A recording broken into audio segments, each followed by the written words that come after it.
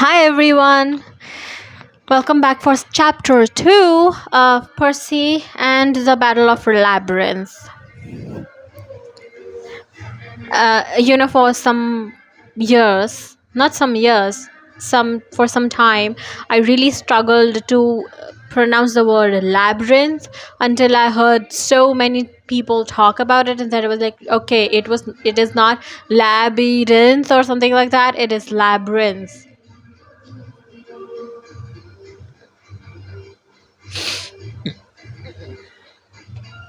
But yeah, so anyway, I love to read books, so I do that on this channel. Since I started with Percy Jackson books, I actually was going to start with Harry Potter series, but then I thought, that is such use to books.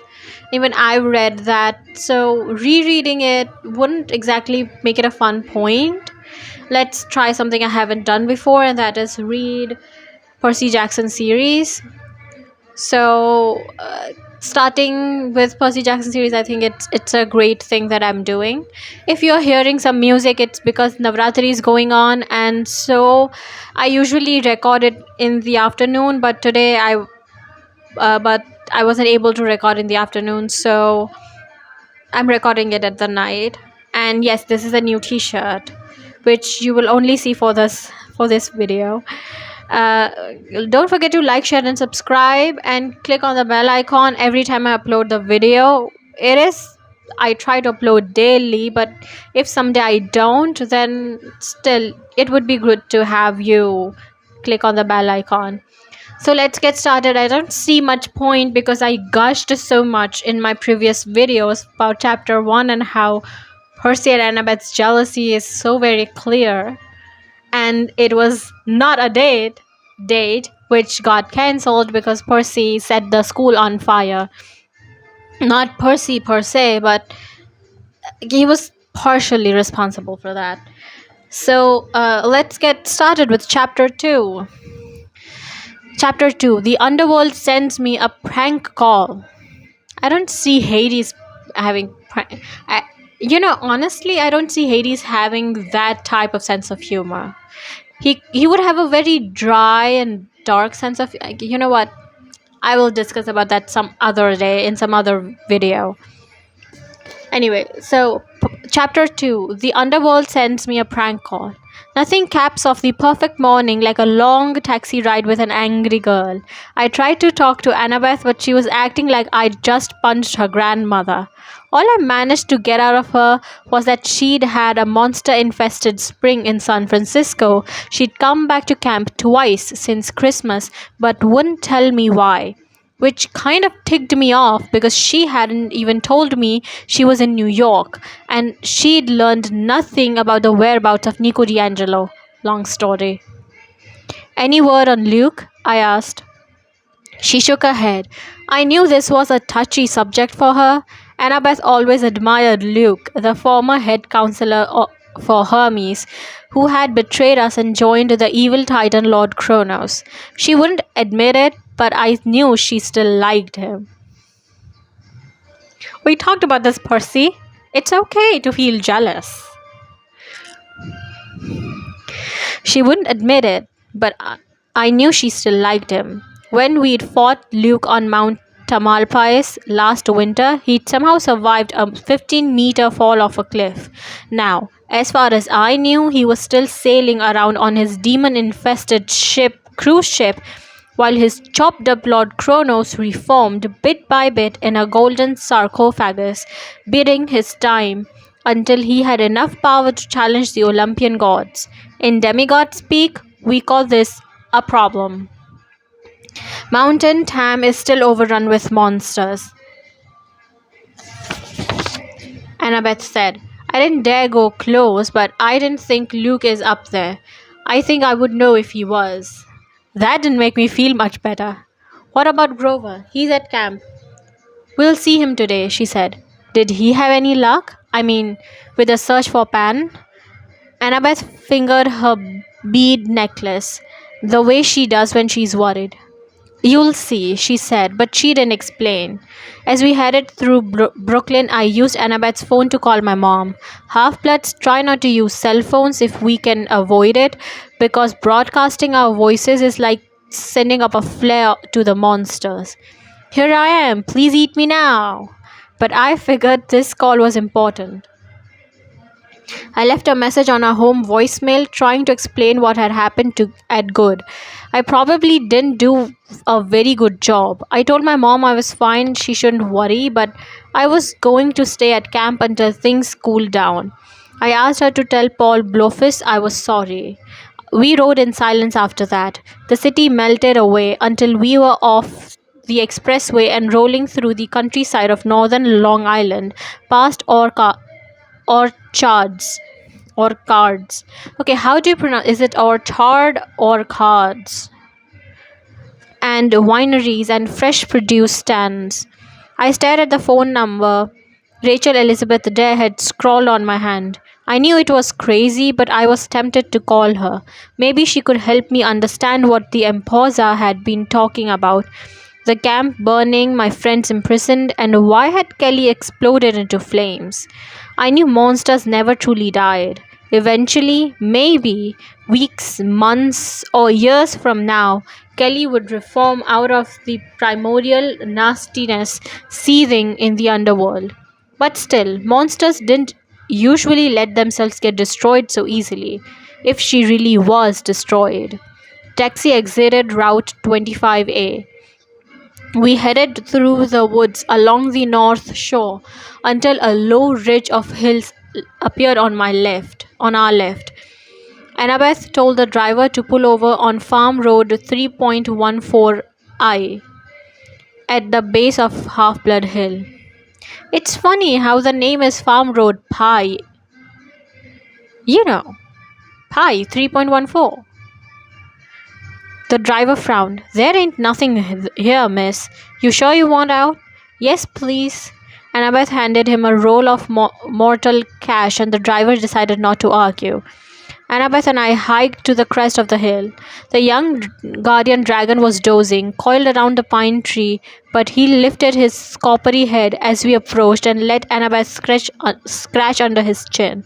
Steam hissed out of his nostrils like a kettle, and he went cross-eyed with pleasure. Hi, Peleus. Keeping everything safe, Annabeth said. The last time I'd seen the dragon, he'd been 2 meters long. Now he was at least twice that, and as thick round as the tree itself.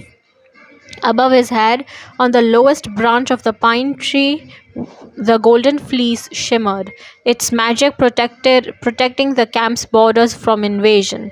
The dragon seemed relaxed, like everything was okay. Below us, Camp Half-Blood looked peaceful. Green fields, forest, shiny white Greek buildings. The 4-story farmhouse we called the Big House sat proudly in the midst of the strawberry fields. To the north, past the beach, the Long Island Sound glittered in the sunlight. Still, something felt wrong. There was tension in the air, as if the hill itself was holding its breath, waiting for something bad to happen. We walked down into the valley and found the summer session in full swing. Most of the campers had arrived last Friday, so I already felt out of it. The satyrs were playing their pipes in strawberry fields, making the plants grow with woodland magic. Campers were having flying horseback lessons, swooping over the woods on their Pegasi. Smoke rose from the forges and hammers rang as kids made their own weapons for arts and craft. The Athena and Demeter teams were having a chariot race around the track, and over the canoe lake some kids in Greek trireme were fighting a large orange sea serpent. A typical day at camp. I need to talk to Clarice, Annabeth said. I stared at her as if she'd just said I need to eat a large smelly boot. What for? Clarice from the Aries cabin was one of my least favorite people.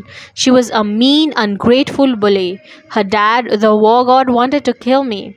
She tried to beat me to a pulp on a regular basis.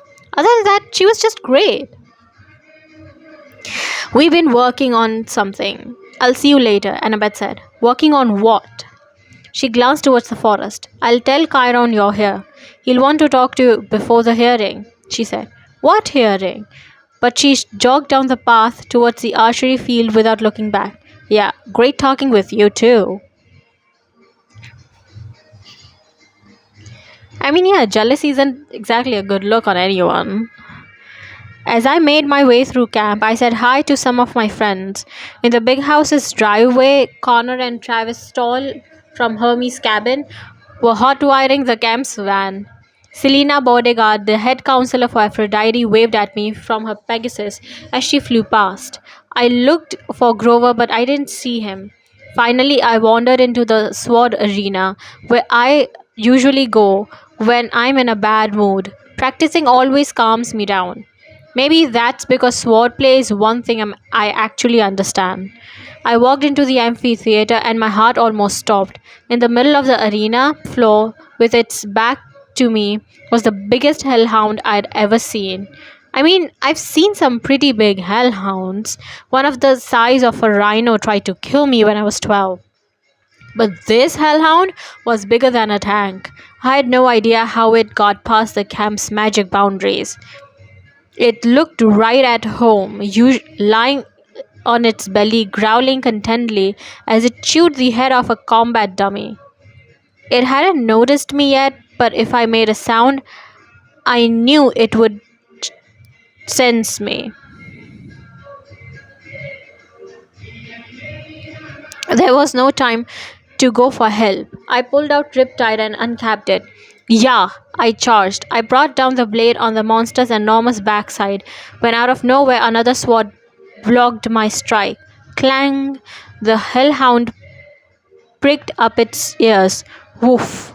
I jumped back and instinctively struck at the swordsman, a grey haired man in Greek armor. He parried my attack with no problem. Whoa there! Truce, he said. Woof! The hellhound's bark shook the arena. That's a hellhound, I shouted. She's harmless. That's Mrs. O'Leary, the man said. I blinked. Mrs. O'Leary? At the sound of her name, the hellhound barked again. I realized she wasn't angry. She was excited. She nudged the soggy, badly chewed target dummy towards the swordsman. Good girl, the man said. With the free hand, he grabbed the armored mannequin by the neck and heaved it towards the stands. Get the Greek! Get the Greek! O'Leary bounded with her prey and pounced on the dummy, flattening its armor. She began chewing on its helmet. The swordsman smiled dryly.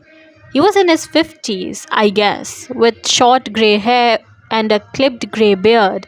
He was in good shape for an older guy. He wore black mountain climbing trousers and a bronze breastplate strapped over an orange camp t-shirt. At the base of his neck was a strange mark, a purplish blotch like a birthmark or a tattoo. But before I could make out what it was, he shifted his armor straps and the mark disappeared under his collar. Mrs. O'Leary is my pet.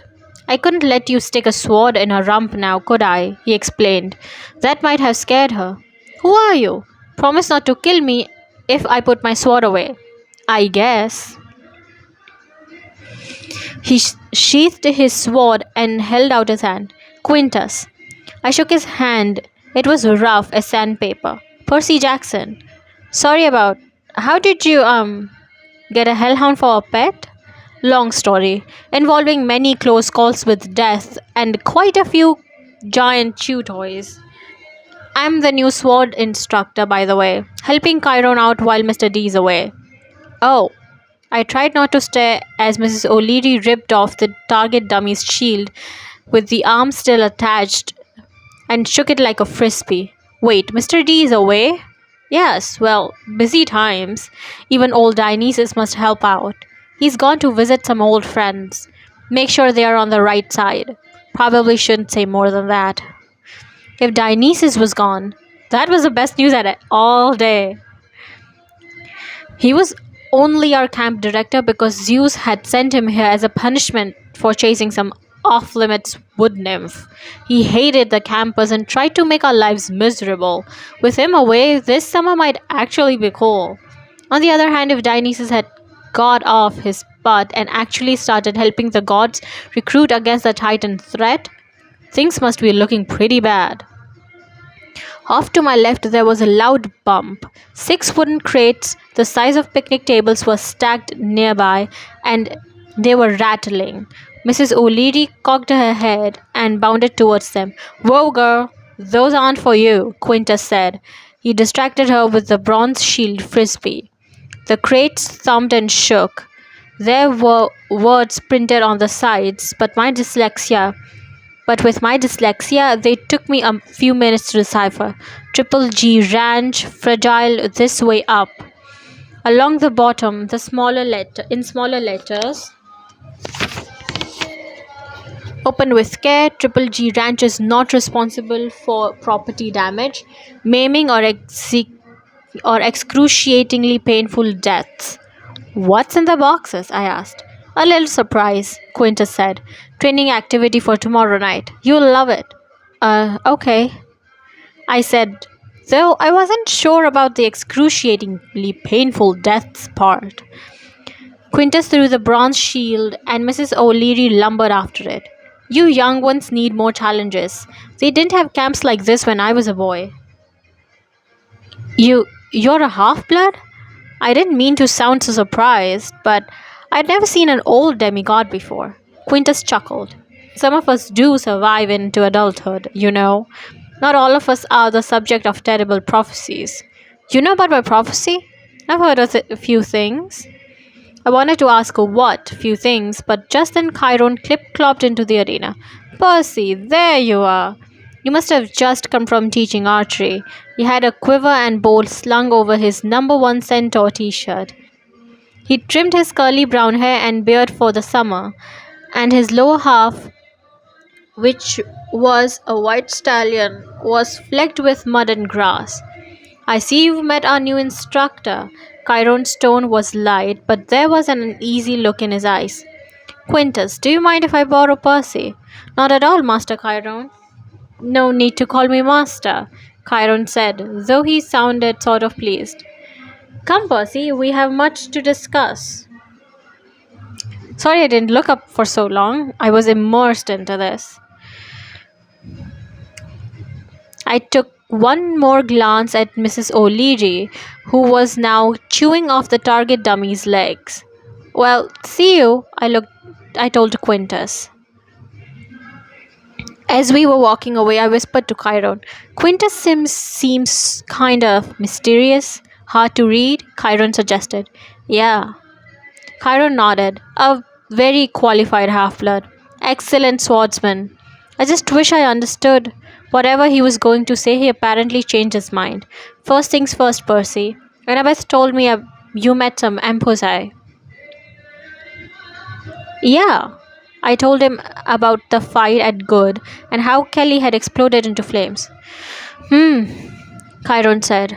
The more powerful ones can do that. She did not die, Percy. She simply escaped. It is not good that the she-demons are stirring. What were they doing there? Waiting for me? Possibly. No, wait.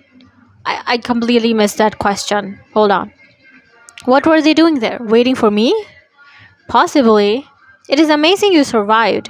Their powers of deception. Almost any male hero would have fallen under the spell and been devoured. Chiron frowned. I would have been, except for Rachel, I admitted. Chiron nodded. Ironic to be saved by a mortal, yet we owe her a debt. What the Emposa said about an attack on camp, we must speak of this further.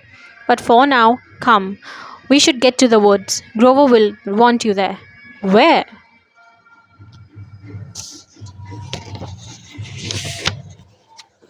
At his formal hearing, Chiron said grimly. The Council of Cloven Elders is meeting now to decide his fate. Oh God, Oh God, please don't do anything to Grover. He's a sweet, sweet boy. Chiron said we needed to hurry, so I let him give me a ride on his back. As we galloped past the cabin, I glanced at the dining hall, an open Greek pavilion on a hill overlooking the sea.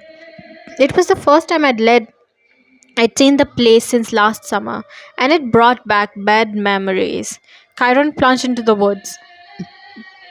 Nymphs peeked out of the trees to watch us pass.